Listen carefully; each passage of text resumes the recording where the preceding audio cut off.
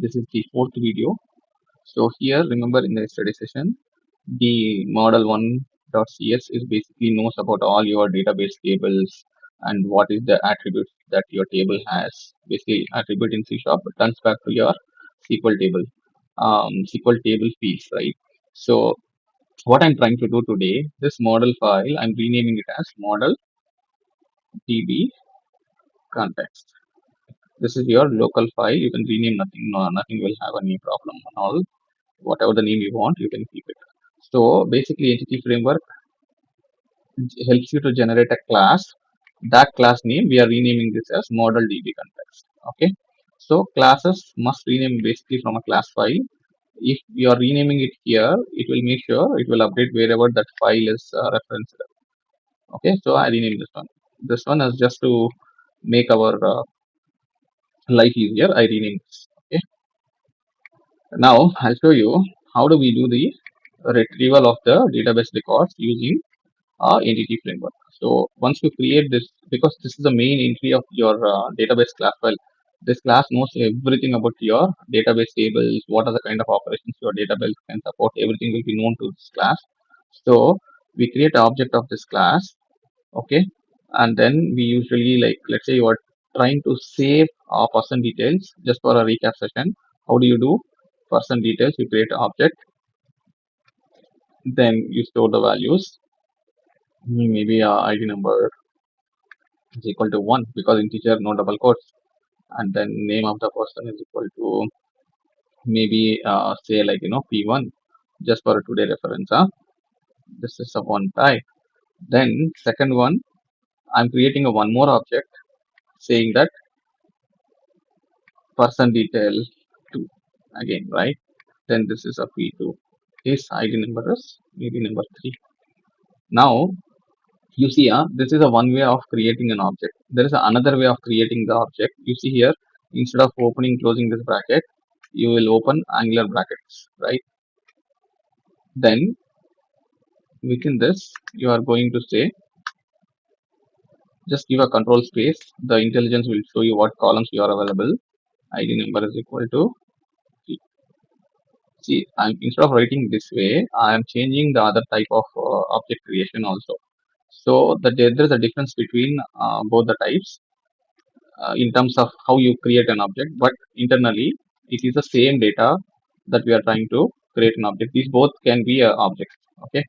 See, you see this object reference variable you need to refer explicitly, but for this one you don't need to refer object reference dot field because everything comes within this bracket. So this is called as object initializer. Object initializer at the time of object creation itself. Okay, this is important thing. Then I tell you another part. See, when you want to really see a font size and all, right, if you feel like it is very font less size, just here there is a percentage that you want to increase, you just increase this here, 200, whatever the percentage. Usually I'll put 150 just to make sure you are able to see clearly. So okay, now you understand, you are trying to save 2 user records in your database. So which database? Everything known to one of your model file, which is basically inherited from your db context as a class, which is generated by entity framework, right? Now you just create object of this guy. Now what you need to do, because this table is a person type table, what you will do, object of your database context dot your table list. This is a variable in the db set. Add. See here, the first one, that is, the code intelligence is helping you to really save lot of things. You see percentage automatically this is coming in. So either you have to do add only. Let's go by learning with the add method. There are a lot of things you can do. Remember what will happen once you add this? Will it save into the database? No, just like in memory, that you are trying to, basically I told you yesterday, you create an object of how many records that you want to save. Then you feed that object information, that data, to your entity framework using this add method. Then once, if you, whenever you want to finish like feeding operations, then whenever you want to save into the database, you just write the save changes method. That's it. Only this line will execute into the database, right? And then it will try to help you to store it in the database record. Okay, I'll open a SQL Server Management Studio. I will run a select statement on this person detail table. You see how many records we have already. There are 4 records, right? Which are basically from yesterday session, and then I did something for a try, so I did added for another 2 records. Now go back to your Visual Studio. Then once you run this one, right? Let's say, okay, you are saving. Until now, you learn how to save records into the database using this entity framework approach. Now, what kind of thing we used to do it for dynamic CRM? I will just comment and write a line for you. But when you are working with a real-time application with the CRM, I will show you the scenario. But this will help you to relate. Basically, part of this you are learning entity framework pre-shop plus along with your CRM, all those things. Everything is the same. So I just want to convey in that kind of context. So basically, for a CRM, we will create object of some service class, and then there is an operation called create. You will be just passing whatever the detail that you want to store. Okay, maybe in CRM you decided to store only option person number 2, so you just pass a person number 2. This single line will help you to create a record in your CRM database. Now how do you retrieve database records? See, usually you learn with this pattern using which database you want to connect. As basically you are connecting your all the databases using with the help of this file. Remember, any operation with the database you want to do, use this file context always, right? So where I will say model context, model db context, that is the name of object, right? Obj is equal to new, sorry, new uh, model db context. Once you create this context, right? Now this file is already knows like what connection, everything. This is because you see this context file has the information of your connection string here. Okay, this connection string is within your app.config also name equal to EF1 model. So this is the connection string that it uses to get your data. Okay, so this knows the connection. How do you retrieve? There is a simple query, link you pay. I told you also how to write a link query where what you want to retrieve, maybe person details, right? Just put your variable name, whatever name you want. Person detail, it's a variable, just for your naming convention I'm giving you. From I in obj dot person details select I. See what happens.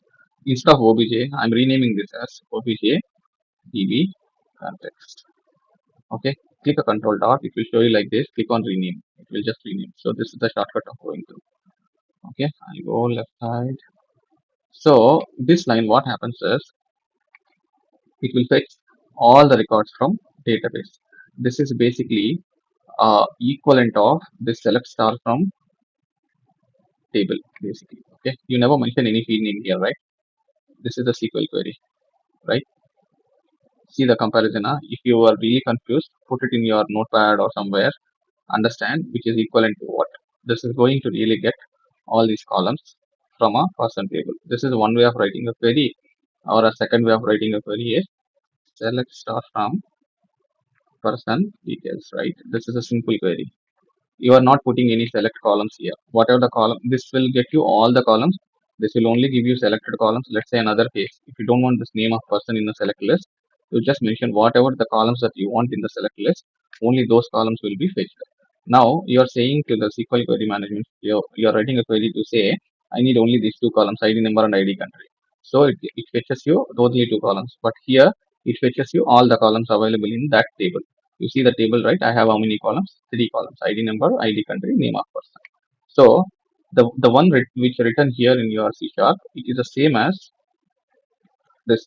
So this is a way of writing a SQL query, right? SQL query. This is the one which is basically a link queue query. Okay. So now here there is two concepts. One is you are writing a link queue query, but you are using a entity framework context file to retrieve the data from database. There are multiple ways. Okay. Now I have how many records here? You see, total 4 records, right? But I'm going to run this in a debug mode. I'll put this breakpoint. I'll put this breakpoint here, model.savegenius. Also, I will put this breakpoint here. Let me run this code. You see how this is going to generate or behaves. You just observe the pattern line by line, then you will come to know what is happening. Now I'm clicking a F10. Okay, I just create an object of my database context class. This context class knows how many tables I have, how many fields I have, how many operations like all, create, update, read, delete, every operation. This file, this class can be able to perform all the operations onto the database. Now I'm creating a person object using a very old approach. Okay, this person 1 ID number P1, person 2 object I created with ID number 3. Then I'm feeding this data to the entity framework. Basically, I'm telling an entity framework, yes, I have two person objects. Can you please take these two? So something like that. Okay, this is just for your learning purpose. I'm telling you in this way. So you just feed what data you have into your entity framework. Now you are telling entity framework, can you please save these changes into the database? You see, before save, I'll run this again for records. Now I'm trying to put this in a model.save changes query, means I'm trying to save all these records into our database. As soon as you run that query, now I'm running this query, you see pre before save, right? For after save, it becomes a 6. What is the record that you saved just now? These two, correct? Because you never fill ID country in a part of your object creation, it is empty. Should be okay. Now you saved it, fine. Now somebody asks you how many records you have in DB. Can you get it using the C# language? And then approach, you choose either CRM or database entity framework or SQL, doesn't matter, but I'll show you in the entity framework. So entity framework, let's say you try to again click F10. Sorry, what happened? F10. Setup right. Thanks. Go back.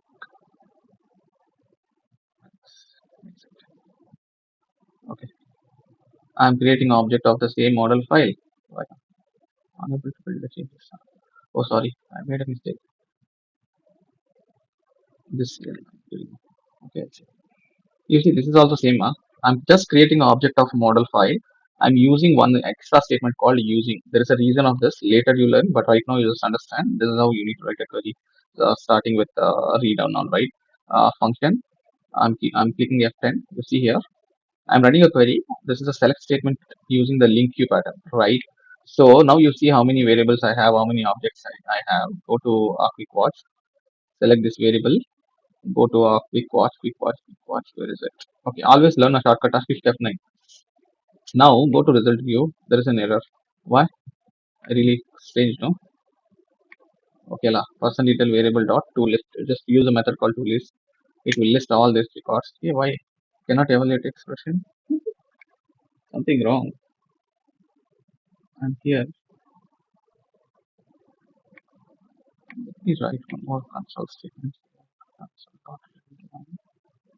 Maybe it's because it's out of the scope and then it is hurting. Okay, then it's gone again. I need to rerun this program.